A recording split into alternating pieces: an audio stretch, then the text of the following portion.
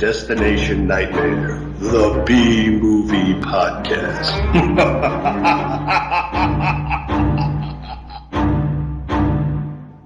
So, yeah, Torture Garden. Torture Garden. How'd you end up, thinking about this one? I said, you know what, we haven't seen a good anthology yeah, okay. in a while. And I know, like, we've either you have done previously or we've done a bunch of them. So I'm like, well, what haven't we done? And it just came upon Torture Garden. I'm like, oh, that looks cool. I had Burgess, Meredith, and of course he's dressed like the devil. I'm like, well, you can't go wrong with that, Yeah, I think on the other show that I used to do, we did Tales from the Hood. I remember we did Tales from the Crypt. Mm-hmm. We might have done some other ones too. I don't remember. There were so many of those old shows, but yeah, this is an early one. This is what, 67? 67. Didn't we do House That Dripped Blood, or did we talk about doing it? I don't remember. Yeah. These start to blend, I don't remember. Did we do it, or did we do it on the other show? I don't remember. I don't think so.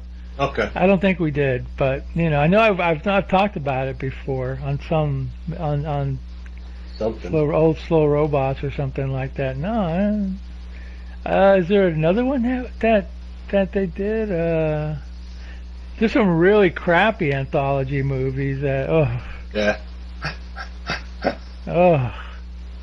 we never did Tales of Terror, that Corman Poe thing, even though this has a Poe story in it at the it's probably the best story in the anthology, but no, I like anthologies usually. I like this movie good enough. It was very talky.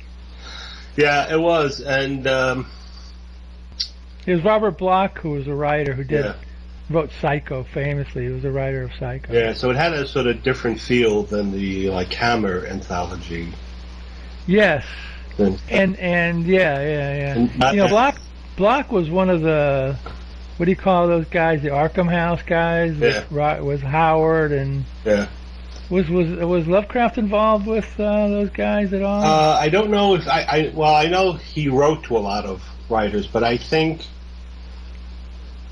I don't know if he was part of the group. Okay. He was kind of a weirdo.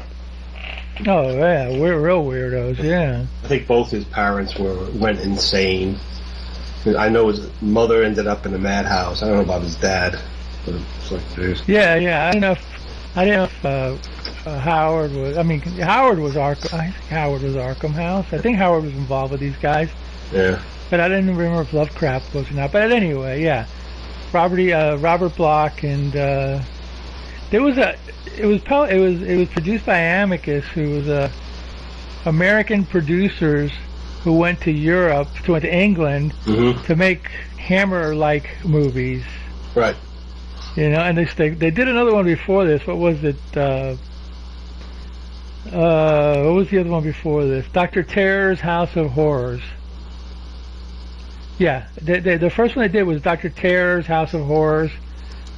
That one was starring Cushing, and this one was starring Burgess, Meredith, and Jack Palance, and Cushing was like third billed or something like that. But yeah. Mm. I remember this movie, hearing ads for this back when I was a kid, because it was one of those, the first 50 cars that come to the drive-in will get free Torture Garden seeds. Grow your own Torture Garden. Yeah, that was the gimmick, and I'm like, I remembered it, so it must have been effective. There was these other ones that were like, the first 50 cars that come to see, let's say, House Night of the Living Dead, will get a free corpse, and the corpse was like a chicken. Whatever. Oh God. There's still drive-ins in your neck of the woods somewhere. Yeah, there's a couple. There's one. I know there's definitely one up in the Allentown area somewhere, or north. That's semi-famous. Yeah, it's one of the first ones I think they ever had in the U.S. Oh wow! And I think how we show old movies, 35 prints of old movies. and like somewhere around your area, maybe more towards Philly, or they have this thing called the Exhume Films Marathon, where they do 24 hours, one theater of like print. They get prints of all these weird old movies, but they don't tell you where they're going to play. When you get there, you get like a program where they just give you clues as to what movie it is. You know what you're watching. You could be watching The Exorcist. You could be watching, but 24 hours, man. Oof. A lot of Red Bull. I don't know. I think I'd have to wear a couple of adult diapers to get through 24 hours. Oh yeah. I mean, I watched people on YouTube that went to it, and they just said after about 8 or 9 hours, they just went to the hotel room and take a sleep for a little while, and then come back, take a shower, and then see what's up. So. Well, I know the college I went to used to every Halloween would have a monster movie. Weird movie marathon. Oh, really? Oh, cool. And it would be from like 8 at night to 8 in the morning. Oh, dusk till dawn. Yeah, and that's where I saw Johnny Got His Gun. That was one of the horror movies, huh? That was creepy, disturbing. And that's where I saw Pink Flamingos. That was for Halloween. Oof. Yeah, there was another movie I remember, Body Parts. I think I've seen that. The Mask, that Canadian horror movie. Where they had that. That's cool. In 3D or 2D? Yeah, 3D. Everybody got 3D glasses. Oh, that's pretty cool. And it's been a run-of-the-mill horror movies you've seen before. So would they show, like, film, or would they show... No, yeah, it would be a film. So that's even better, yeah. Like a big cafeteria-style thing, and they're all stay there, and they just, pull the screen down, and it was... festival seating, so first come, first serve. So, was it a theater or was it an auditorium or a cafeteria? They had a cafeteria. It's a place where, on off hours, they had a canteen. You can go buy food, and then you'd sit and eat and stuff. And then on like Friday or Saturdays, they would have like musical guests or comedians on the little stage. For free, or you no, you had to pay tickets to do those. Few bucks. Yeah, few bucks. Did you see any bands there or any comedians? Yeah, but they were just lame-os. Bands. I couldn't even remember. There's nobody. It's the only famous person, semi-famous person I remember seeing there was Tubby Boots. Oh my God! Yeah, I showed you that picture, and you were like, I saw him. He did his hassle thing. I can't believe that Tubby Boots was playing. He was a Miami Beach comedian. Yeah. Like a really cheesy one too. I can't believe he was playing. Well, it was a small college, and I'm sure he probably at some point went up and down maybe during the off hours, he went up and down the coast. Tubby Boots. Yeah, because I remember I posted that picture, and you actually remembered him. I go, how the hell do you remember Tubby Boots? I thought he was in Miami only. Guess not, because he played at your college. Was that in New York? Yeah, New York, on the east end of Long Island. Yeah. Wow, so New York, Miami, same thing, kind of like, they all these guys move back and forth or whatever. So, yeah, that's pretty cool, man. So, yeah, this movie, Torture Garden, was 1967. Burgess Meredith was already playing the Penguin. On Batman. So every time you see him, it's like, you're thinking of that. In this movie, he pulls out a long. Yeah. Cigarette holder with a cigarette in it. I'm thinking, and I'm like, that's the Penguin, not the devil. Well, spoiler alert, everybody. You don't know he is, though. Well, that's true. Well, how was this movie's 1967? If they haven't watched it now. Yeah, that's true too. I like it when they say spoiler alert after they tell you, the big reveal at the end. Oh, spoiler alert. A little too late on the spoiler alert there, pal. Oh, yeah, I forgot. Anyway, so, Jack Palance. Jack Palance acted really weird. He was really subdued and strange as opposed to his usual angry... Yeah, I think that's the character he was trying to play. Yeah. This sort of, not meek, but... kind of a nerdy collector. Yeah, but repressed. Like, he would talk in a breathy whisper. It's like, yeah, because because I'm remembering him playing Genghis Khan. Genghis Khan, yeah, right. Hard-nosed cowboys and yeah, exactly. Yeah, Dracula. Yeah, in a good TV movie of Dracula. His image, to me, it seems like, and to a lot of people too, seems like it was the prototype for Tomb of Dracula, the Marvel series. Gene Colan. I think Gene Colan used the Jack Palance Dracula as a template for. He also Palance also did a Dr. Jekyll, Mr. Hyde for television. Yeah. Which was pretty good too. I think I have it. I'm not sure. He did. He did a lot of westerns. Oh God, yeah. What was the one that he won an award for? City Slickers. City Slickers. Yeah, he played some tough. It was a comedy, I think. Yeah, wasn't it? But he played some tough ass cowboy. Who, always a bad guy, gangster. Spoiler alert: who dies on the cattle run? He does. Yeah, and City Slickers, yeah. I didn't know that. I didn't watch the movie. I just remember him winning an award, and didn't he do some push-ups on stage at the Academy Awards? Yeah, it was at the Oscars, and it was a set-up joke, and then Billy Crystal was mentioning him in the audience, and I think he said some kind of like an old joke, and then Jack Palance got up and he did push-ups, and then every time Billy Crystal came on to talk, he mentioned something again, and then Jack Palance would do something again, and just to show he's not old. But it was a bit they cooked up, but it was funny. Back in I guess it was in the 70s, when they had Ripley's Believe It or Not, Holly Palance was the hostess. So that's his daughter, and that's his daughter. She didn't look like him. She was active, actually. She wasn't as menacing and mean looking. So she must look like her mom or something. Because wasn't she also in The Omen? Holly Palance? Yeah. I don't remember. I saw the movie, but I don't remember. I remember Lee Remick and Gregory Peck and. Yeah, I think she was like a nurse who. Maybe. Killed herself for Damien or something, or like the babysitter or something.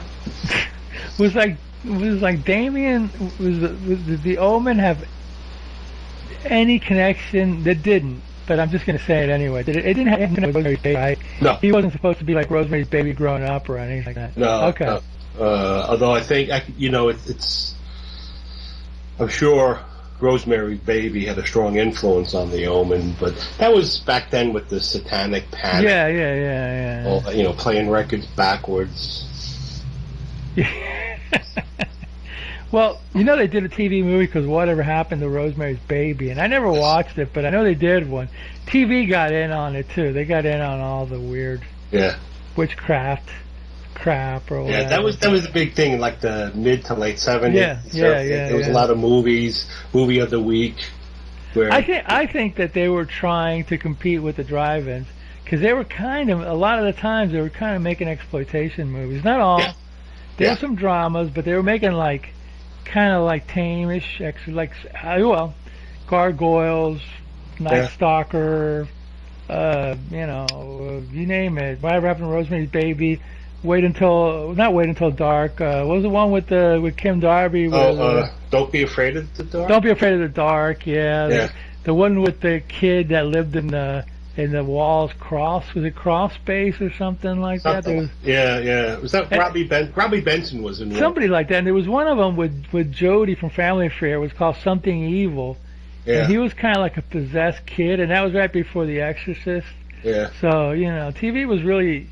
And honestly, I watched a few of them, but I didn't watch all of them because I was probably watching crappy sitcoms. But I wish I would watch more of them because they were kind of like, now that I see on YouTube, crappy VHS copies of them, they're interesting to me. They got cool people. Yeah. They're like 70 minutes, and they do, and a lot of them are downbeat endings, and a lot of them are like, really weird subject matter. Those that I watched. I think I did a show, the Norless Tales. Yeah. It was kind of like, you remember the Norless Tales with Roy Sinnis? It was kind of like Dan Curtis was kind of revived the Night Stalker. It was like.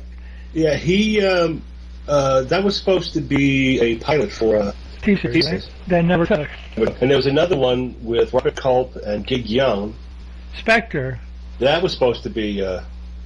Roddenberry was involved in that. I think it was called Spectre or something. Yeah, like Spectre. that. I think that was. That was that was into like witchcraft and shit and stuff like that.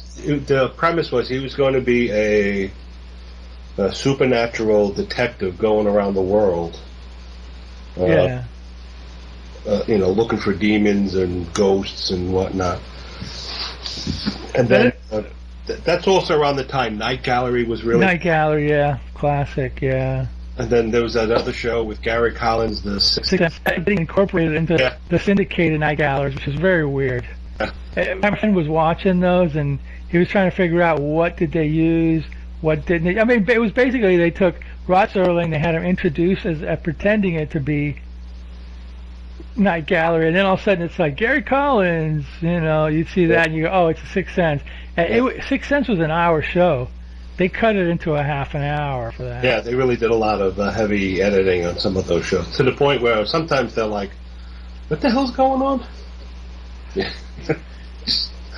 Night Gallery went 3 seasons. The last season was only, 12 episodes or whatever. I have the first season. I wish I would have bought a box set with all of them. But anyway, they never include the Sixth Sense.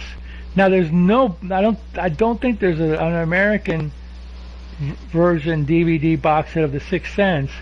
So it'd be nice to see what they did and what they didn't do. Right. But some channel, I think it was Comet TV, they were showing the Sixth Sense Night Galleries. And my friend was watching them. He was really enraptured with them, and he actually got a book on Night Gallery, but the book on Night Gallery doesn't talk about them. Huh. So they're kind of like red-headed stepchildren or something. It was basically added to the package so syndication could have 100 episodes. Because that's like what they want for syndication. They don't want like 50 or 60. Usually they want 100 so they can do like, whatever, Right. But no. Getting back to Torture Garden, these anthology movies are interesting because there's usually like a lame episode. Yeah. You know what I mean? Or 2. It's usually the last one's really good and the first one's really going to grab you. Like Black Sabbath, the Mario Bava one. I think we did do that movie. Yeah, we did do that. The first one's really good and the last one's really good, but the one with the phone is okay. But in reality, in the Italian version of it, the one with the phone is the first one, right. And then they move. And I think the one with the old lady who's dead and comes to life, that's the last one. So it's interesting how they, juxtapose them in America and over here. But there was a British movie called Dead of Night. Mm-hmm. That was one of the first anthology movies, a British movie, and it was one of the first ones with the talking ventriloquist, the evil talking ventriloquist dummy. Oh yeah, I think we did that one, didn't we? No, not watched that one. Okay. We might have done Devil Doll, did we? No. We never did Invasion of the Doll People, did we? The Mexican one, the Doll People? Yeah, that one we did, because I remember. We did the Doll People, okay. Yeah. Yeah, well, it's in the same ballpark, where that whole ventriloquist dummy thing has been done. Yeah. Another friend of mine wrote an article about it for a magazine a few years ago. But anyway, the anthologies are really interesting because, I like them. You get a lot of different stars, they tell different stories. But in reality, some stories are better than others. And this whole genre went on through, the 70s. Mm-hmm. I remember seeing one in the theater called Tales That Witness Madness, and it wasn't that great, but you're talking like 75. Mm-hmm. There was other ones like The Uncanny that had a lot to do with cats. Mm-hmm. And this one has to do with cats too, actually. The first episode anyway, but no, these are they're I like them so. Yeah, you kind of feel like you're getting more story but you know what it is? They're shorter stories, so they don't have a lot of time for filling. No, so but they do have to cram a lot of plot into this little 20-minute segment. For some of the, you got a real lousy film, you'll see a guy driving for like 20 minutes, or run most for 20 minutes, and you're like, this is just padding, get to the movie, get back to the movie, Oh yeah. So I think with the anthologies, because they have shorter time, they just cram everything in, and it's just, then you watch, and then you're done.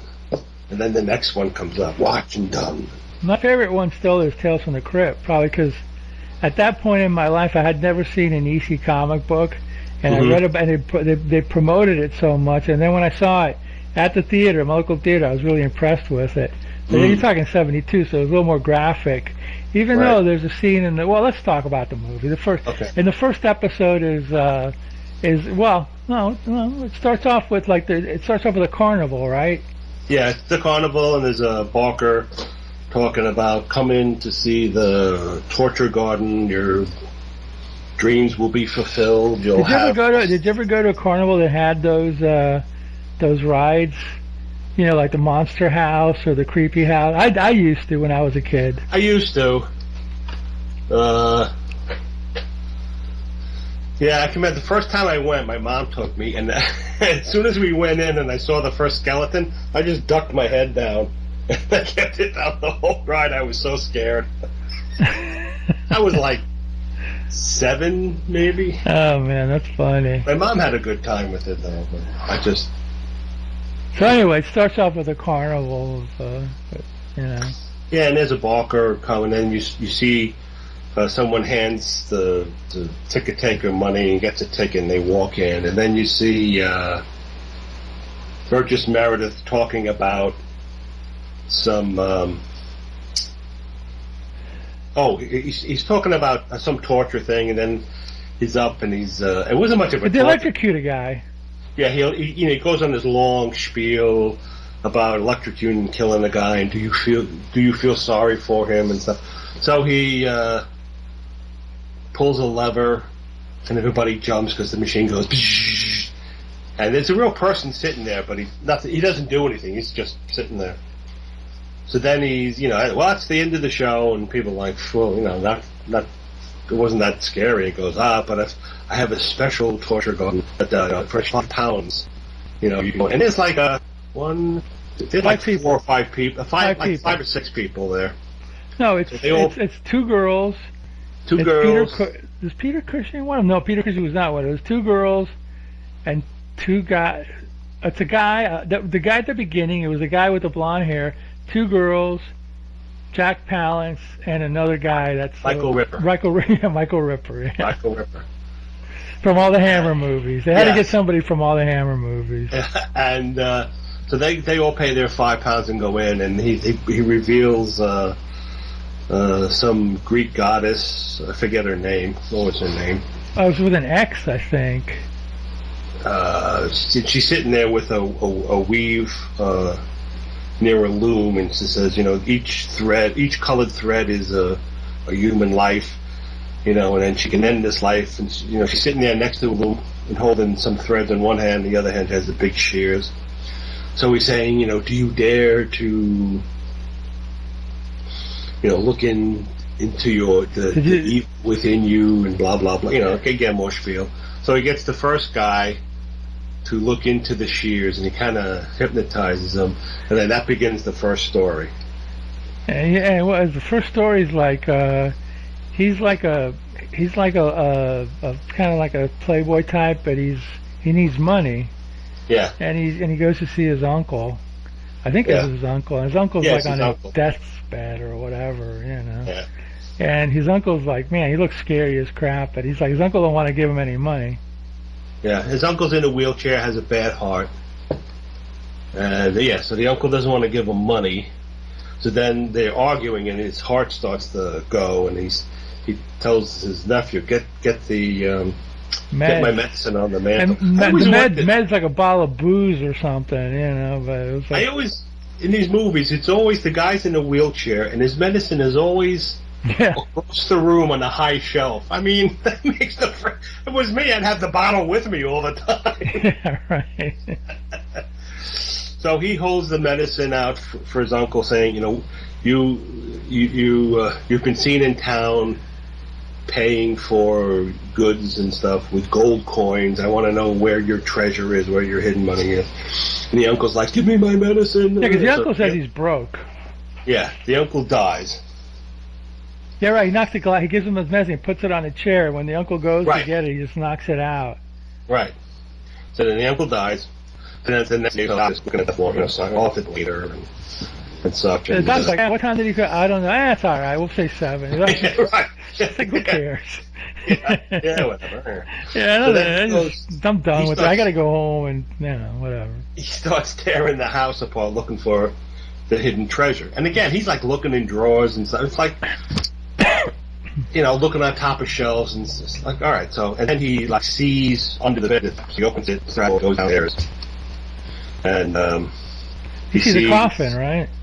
well, he sees there's a dirt in the cellar, so he ends up digging it up and he sees a coffin. So he opens the coffin up, and as he opens it up, a cat jumps out, and in the coffin is a headless skeleton.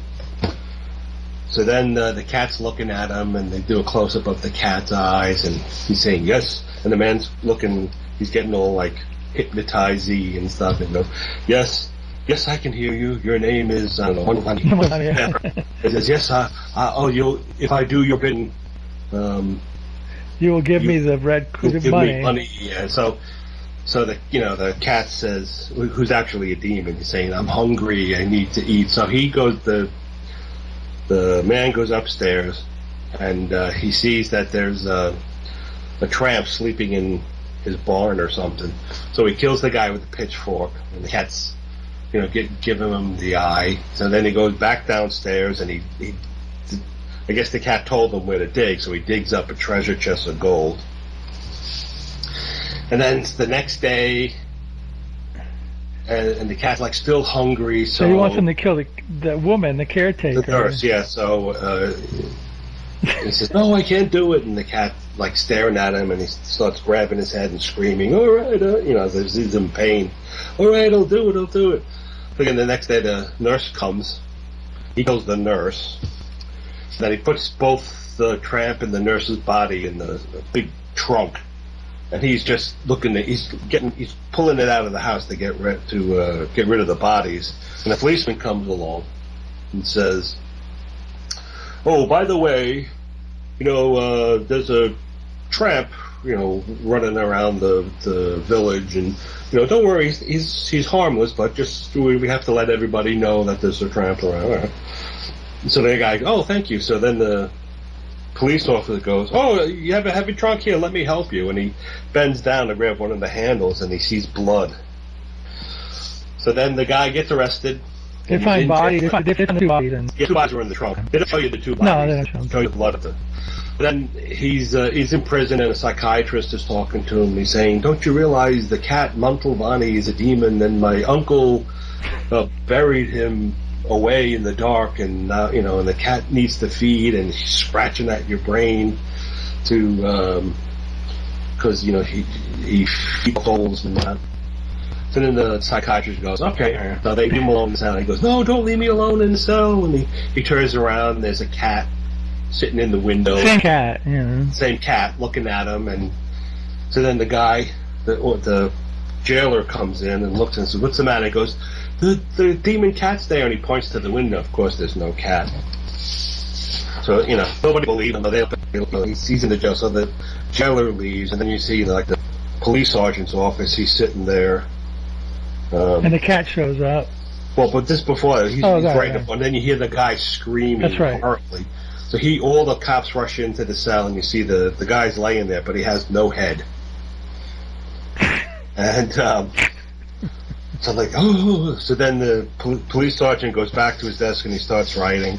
Then he hears a cat meow, and he looks, and the same cat is sitting on the chair in his office. And he's looking, and suddenly he starts like rubbing his temples as if the cat is talking to him again. Yeah, because the cat gets in your brain or whatever. Yeah. And then you hear it flashes back to the torture garden, and the goddess closes her giant pair of scissors, and the guy kind of wakes up from his dream and says, "Oh, it was just hypnosis, you just stricken me," and stuff. And Burgess Meredith says, "Oh, none of your dream was true," and he's all like cagey and like, I don't know. There lies another world, The sinister world of Dr. Diablo.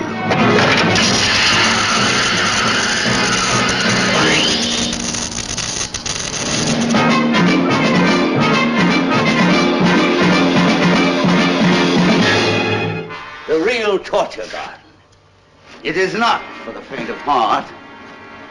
No, what you find there will be more terrifying, more horrendous than your deepest, darkest dreams. Who has the courage to try it? You, Jack Palance. Have you the courage to face fate's heaven store for you?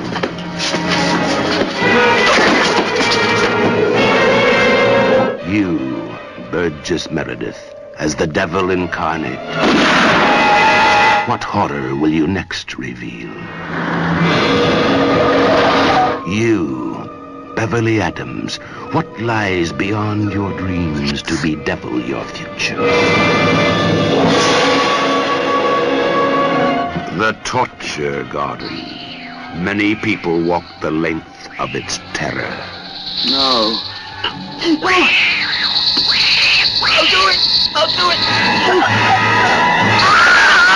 This is the writer who shields the secrets of immortality. Did you know that there are ways to raise the dead? The rich man who'd sooner part with his life than his wealth. The money.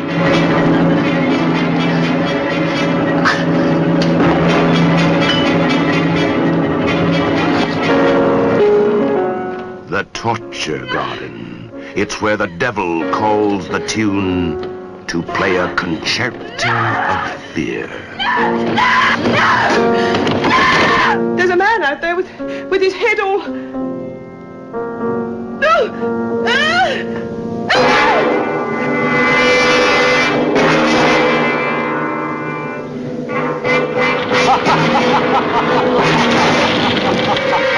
You are trapped. Yeah, so the next episode is the Hollywood episode. Yeah.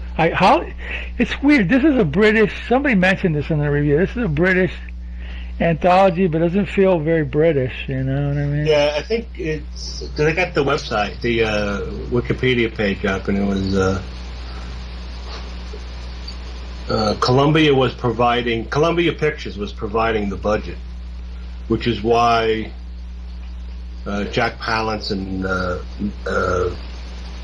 Burgess Meredith were cast. I think they wanted Christopher Lee too, but they decided... Yeah, they wanted Peter Cushing and Christopher Lee. So I'm guessing Christopher Lee would have played Jack Palance's role, and Peter Cushing would have been Burgess Meredith.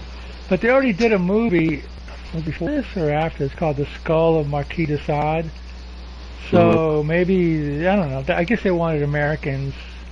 I think Amicus was American company. I mean, it was Americans, so, you know. Yeah. Yeah, they, like you, I think you said that. They an American company, but they made movies in England. Yeah, they did a lot. They went from the early 60s all the way through the late 70s, I think. I think they did some of those Edgar Rice Burroughs movies, too. Yeah, yeah, they did those, too. You know, so they did a lot. They were kind of Hammer-like, but still, they were okay movies. You know, they had good budgets. They were good. So. Yeah. Must have been a little after 3 o'clock in the afternoon that it began. The afternoon of June 3rd, 1916. Fire 1, fire 2. This could have been the end. The end of just another tragic episode in war at sea.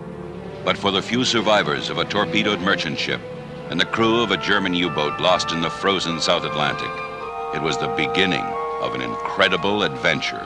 For this was the day the 20th century met the primeval world face to face. American International presents The Land That Time Forgot, an astounding motion picture based on the book by Edgar Rice Burroughs, creator of Tarzan and the most thrilling science fiction stories ever written. Travel through an underwater passage and discover an awesome prehistoric world. Fight for your life against the terrifying creatures of a lost continent. Come face to face with primitive man and learn the secret of evolution, the land that time forgot. Mr. Tyler! Starring Doug McClure. There's a secret to this island. Something that we haven't been able to fathom yet. And whether we stay or get away may depend on it. It's action, danger, and adventure on an epic scale.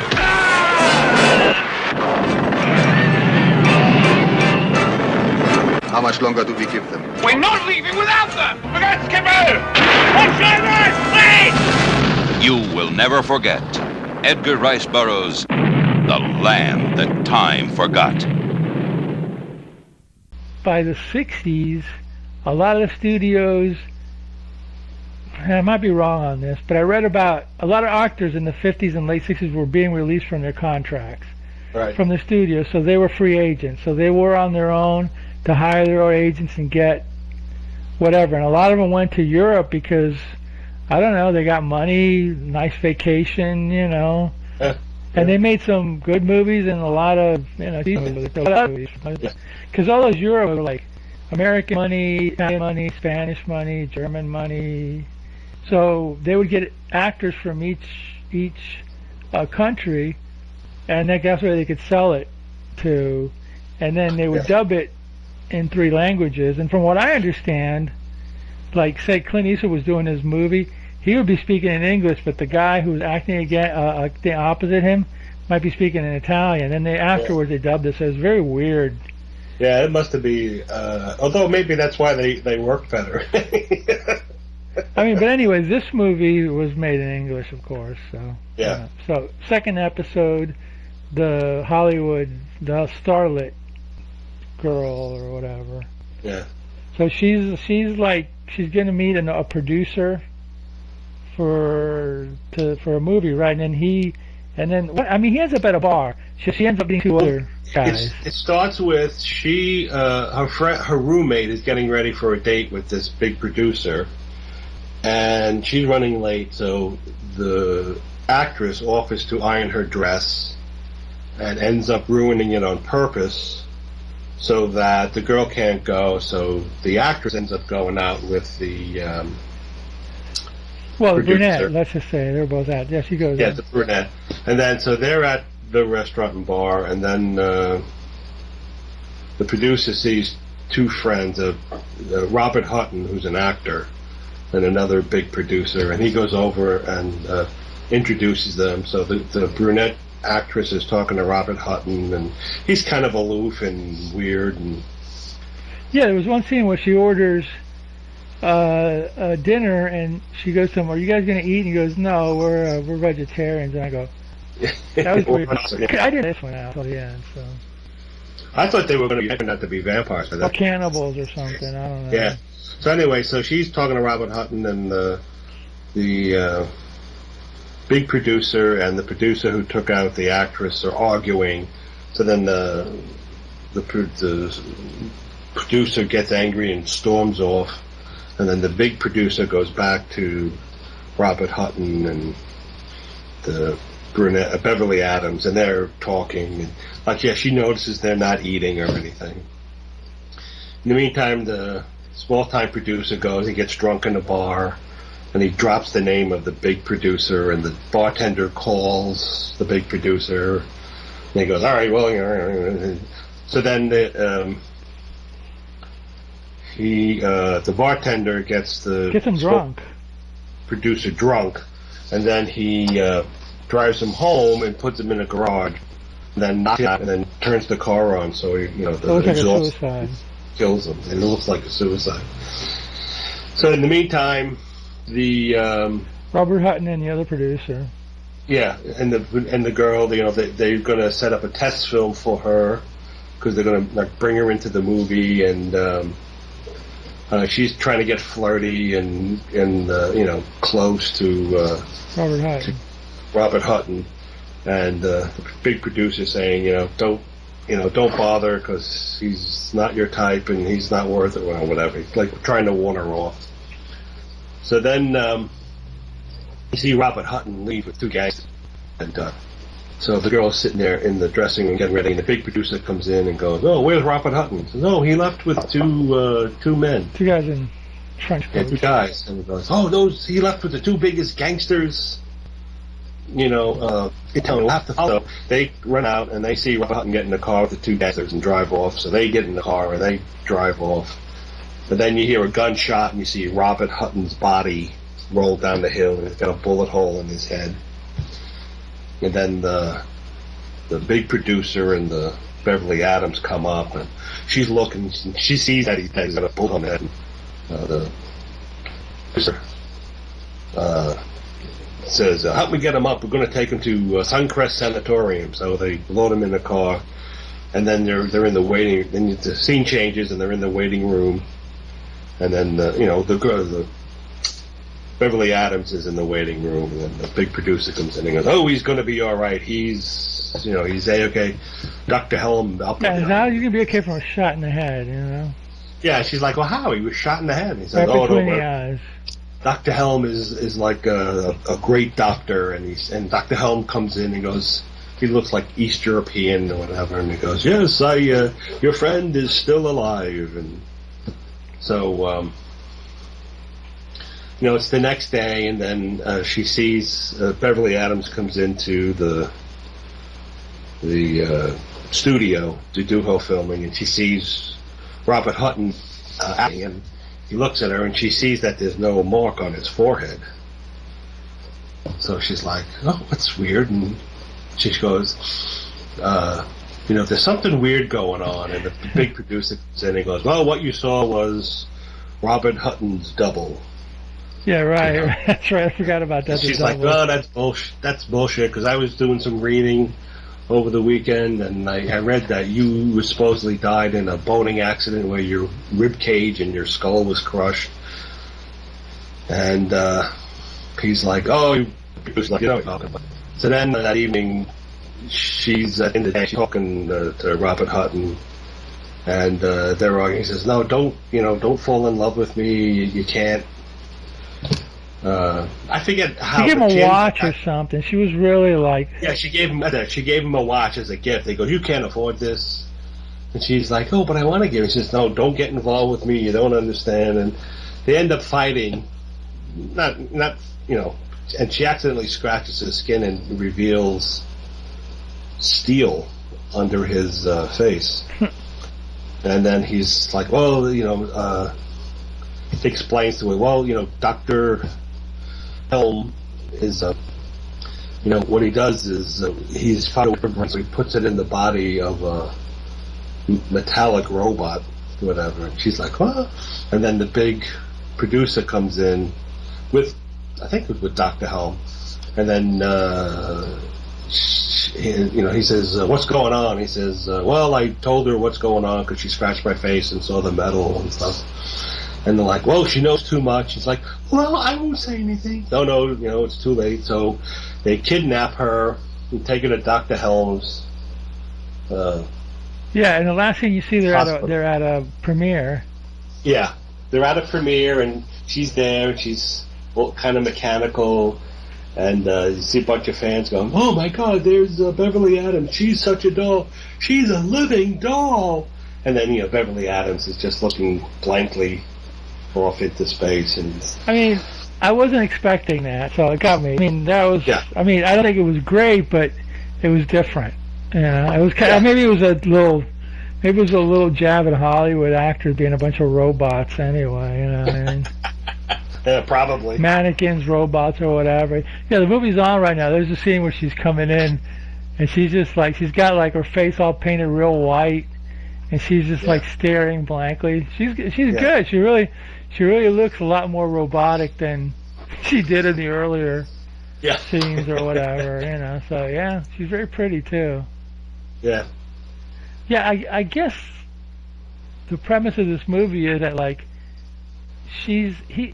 Meredith talked about Rick's comment earlier about like, well, people die and then sometimes they see their past real quickly before they die. And, yeah. These are memories of the future. or He the calls past. them. Yeah, or the past. So he's giving like this different planes of existence thing, and I'm like, wow, that's some deep stuff for 1967 or whatever. You know, for a kid watching it at the summer movie club or whatever. You know. Yeah, and she's at one point he says something like,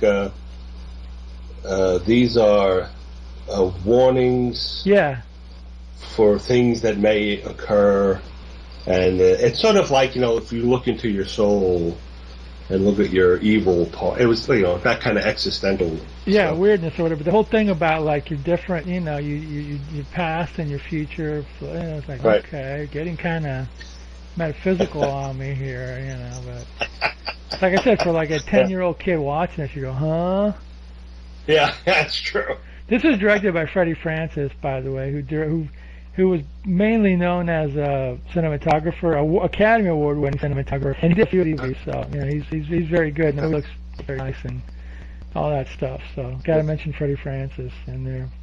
I think the music guy, the Hammer music guy was involved in this. I think I saw Philip Martell. He was one of the Hammer music guys. So they did, they got Cushing, and they got they Ripper, and they swiped a few people there to give it that, that kind of Hammer look to it or whatever. But it's more Americanized than a Hammer movie, no doubt. Yeah, and I think because of that, it seemed less ghastly. I think so. I think so. It's the one thing about the Hammer movies. They didn't shirk back. They didn't spare the blood, and they were good at showing the boobs too. Yeah, well, that's true. So anyway, this is interesting because usually Anthology movie have 5 stories. This only have 4. Right. So the third one was the piano one. Right. I'm kind of lost on this one, so can you please explain it to me? Because I was kind of like, huh? I think that one, this reporter is interviewing this piano. I do want, before I'm sorry to, I do want to mention something about these movies. The audio is sometimes really low, so you got to turn it up to hear it, and then all of a sudden when the music comes up, it goes incredibly loud, so it's like, holy crap. So and it's a very talking movie, so I got lost a little bit on it, so on any rate. Yeah.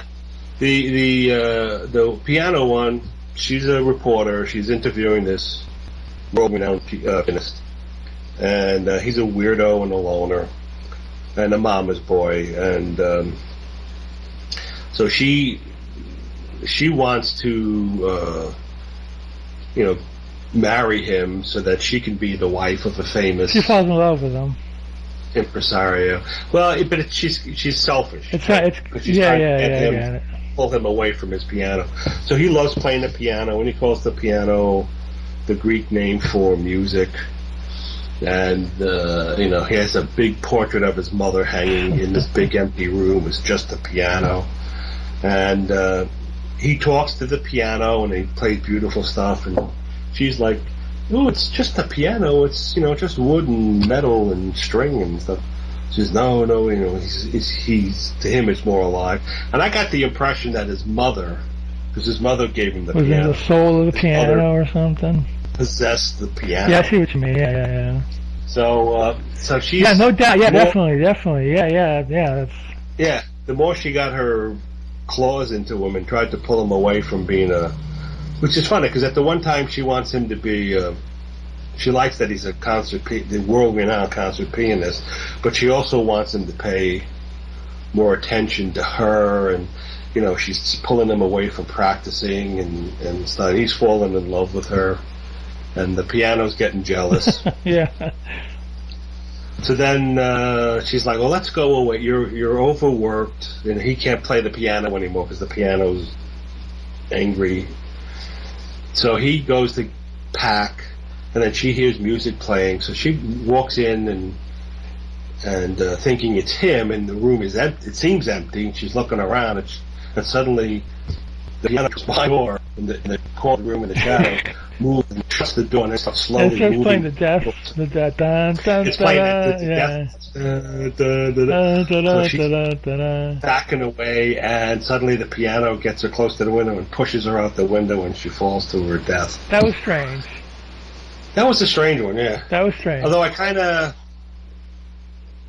Interesting, but It strange. wasn't unfamiliar, but it was a strange one. Mom's spirit and the piano as the Yes. domineering mom. Yeah, okay, all right, yeah. It was definitely weird. I mean, Robert Bloch's a good writer. Some of his stories just a little bit strange sometimes. But he did a lot of television too, you know. So. Yeah, he was very prolific. He wrote a lot of stuff for Twilight Zone. Alfred Hitchcock, Twilight Zone. Alfred Hitchcock, yeah. Maybe some Outer Limits. I'm not sure, but you know. Yeah. And still kept writing, you know, fiction about the. Well, he wrote Psycho, like we talked before. Yeah, he wrote. Yeah, that's right. He was the writer of Psycho. That's very his most prolific. famous one, I think. Yeah. Anyway, so then we get to the last one with Palance playing the nerdy, the Poe nerd. Yes, the nerdy Edgar Allan Poe collector, and he's in England, and he meets Peter Cushing, who's the Poe collector. He has all sorts of Poe memorabilia, First manuscripts. And he's you know. Does Cushing also talk about having unpublished things too? I think, or yeah, that's towards. Yeah, right. I don't know if he mentions it then, but he says, "Oh, when you're in America," and he talks about books. Yeah, he wants to buy this first edition. He says, "No, it's not for sale." You know, but you know, I have a big collection, and Jack Palance starts like naming off. Oh, that book's worth $50,000, and that's worth $50,000, and yeah. So they're sort of bonding as Poe experts. Yeah. And so Peter Cushing says, "Oh, when you're in America, you should come visit me." He says, "Oh, you live in America." I live in the town where Poe was born. Baltimore, or whatever. Yeah, something like that. So the scene shifts, and then Palance. Jack Palance goes and visits him, and he's getting, and he sees all these like really wonderful Poe memorabilia things, and he's getting sneaky, so he's trying to get he gets Peter Cushing drunk, and Peter Cushing goes, "Oh, well, you know, as long as you're here, I'll show you some of my really great Poe memorabilia." So he takes him out there. He's showing Poe first drafts, manuscripts, and then he's showing unpublished manuscripts by Edgar Allan Poe, and you know, Jack Palance is like beside himself with awe, and he loves all this stuff. And then he's oh, what's in this gold box? This doesn't look familiar. And Peter Cushing, you know, puts his hand down and says, "Oh, you know, you can't look at this right now." He's trying to get him upstairs, and then Jack Palance is getting suspicious. So he looks at the watermark on the paper, and he recognizes that the unpublished manuscripts are in Poe's handwriting. So he looks at the watermark, and it's like 1962, and he says, like, "Well, that's impossible." And Peter Cushing's like, "Well, it's just a trick of the light." And that's right. So then Jack Palance goes, "I see 3 keys here. What's this third key to that door?" No. But Jack Palance goes, grabs the keys, and goes to open the door, and he knocks Peter Cushing out, right? Knocks Peter Cushing aside. Oh, before that, Peter Cushing was telling Jack Palance that his father was a Poe collector, and wasn't it a grave robber? Somebody was a grave robber too. Yeah, it says my grandfather was also a grave robber and a necromancer, and he learned how to bring people back from the dead. And then Jack Palance is getting all freaky, and then he opens the box. "Oh, it's empty. You're lying to me." That's the whole thing about fighting and opening the door. He opens the door, and he knocks Cushing out. Opens the door. Does he knock him out, or does he kill him? It's unclear. I mean, you could say knocked out, although there was a scene where you look down at it, and it was kind of quick, and I didn't catch it, so he may be dead. I don't know. But he goes in the room. He goes in the room, and on the floor is a goat head in a circle with all magical symbols. And then he hits some button, and this desk opens up from the wall and reveals an inner chamber. And there's Poe. there's Edgar Allan Poe. He looks dead at who's, first, but preserved. He's dead and he's brought back. So then he goes, Edgar Allan Poe is all like morose and stuff, and Jack Palance is like, how can I release you? And he says, well, you can only release me like a life for a life. Deal with the devil that you made or something. Yeah, and he says, if you can release me by fire, and he says, well, if I release you, will you tell me the secrets? And anyway, and getting back to that manuscript, just to go back for a minute, it was probably Warwick was still writing, he was still alive. Right. Yes. Yeah. The implication is that at first you think Peter Cushing's forging the things, but then he begins to realize after that whole necromancer and bringing Poe back from the dead, you realize that Edgar Allan Poe was brought back from the dead and he's still writing. Those are the old manuscripts. So yeah, and Jack Palance goes into the to the little tiny room where Poe is, and he sets the place on fire. Right, because Poe says, in order to free me, you have to you have to take my place with the devil or whatever. Yeah, something. Yeah, and release me by fire. So he sets the place on fire, and so it's like. Poe says, "Oh, by the way, if you release me from my contract with the devil, you have to take my place." So then the room goes on fire. And then you see Jack Palance walk out, and he walks into the cellar where they are, and then suddenly that all goes up in flame, and then the scissors close, and you're back in the torture garden with Burgess Meredith. And then Burgess Meredith turns to Michael Ripper and he goes, well, what about you? You want your story? And Michael Ripper's like, freaks out. And he freaks out, and then he runs over to where the fortune teller, whatever lady is, and he grabs her head clippers, for lack of a better. Yeah. And he jabs them in Burgess Meredith. Right. And Meredith is like sitting there dead, and everybody leaves.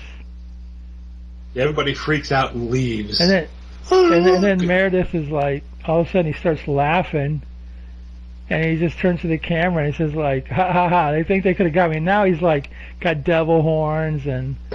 Well, before that, Michael Ripper, after he freaks out and everybody runs out, and then he calms down and goes, oh, that was a good show, and he changes. That's right, I forgot about that, yeah. To go out into the thing again, and then Burgess Meredith gets up and says, oh, that's good, I think I'm good, stuff, and he's got the fake, he's got shears, they're in like sight, he didn't really stab him. So then he puts the shears back, and then Jack Palance is sitting there, and he's lighting his pipe, because he's smoking a pipe all throughout this, and he says, I thought I recognized you. And then, they're talking, Michael Ripper gets spooked, and he like runs out of the torture garden. So then Burgess Meredith and Jack Palance are talking, and Burgess Meredith says, I can make a special kind of contract. Yeah. That's right. And basically it's like Jack Palance realizes that Burgess Meredith is the actual devil, and he's offering him, and Jack Palance lights his pipe, and he kind of looks at him and then walks away, and then Burgess Meredith goes, well, you win some, you lose some, and not everybody who comes it's something like, if he says something, then he turns to the camera, and what about you, and then when he turns to the camera, then he's got all the devil horn. Right, yeah. Yeah. So it was sort of like, Jack Palance didn't make a deal with the devil, but would you? And then the credits come up, and that's the end. Yeah, then the credits go. Kind of cornball. It's kind of cornball, but it's 1967, Yeah. I mean, it was okay, I guess. Yeah. I mean, it was good for its time, We'll be back in a couple of weeks with another classic, or non-classic, or piece of crap, yes. Or I don't know. We'll see how we can Yeah. I remember when I used to do Slow Robot Man. I remember Ma used to hate me sometimes over the movie. I used to get like such dirty looks. I was like, well, you know. You do. You know, horror movies is a genre where a high percentage of it isn't that great. So you know, it's just looking for cheap thrills. You know what I mean? So yeah, exactly. Well, he always wanted to do end of the world movies, and that and kung fu movies, yeah, who have 3 different plots: one school attacking the other school, Japan versus China, and I forgot what the third one was. It's usually some kind of, well, not always a romance, but I just remember a lot of them was one school fighting another school. Yeah. Okay. It happens. I think it happens in real life too. They want to see who's the toughest of them all. But anyway, you know. Yeah. All right, so we got to go. Yeah, I'll pick the next movie and I'll make sure it's really great. Okay. All right, man. And in the meantime, while we're gone, we ask you out there in Listerland to watch more B-movies.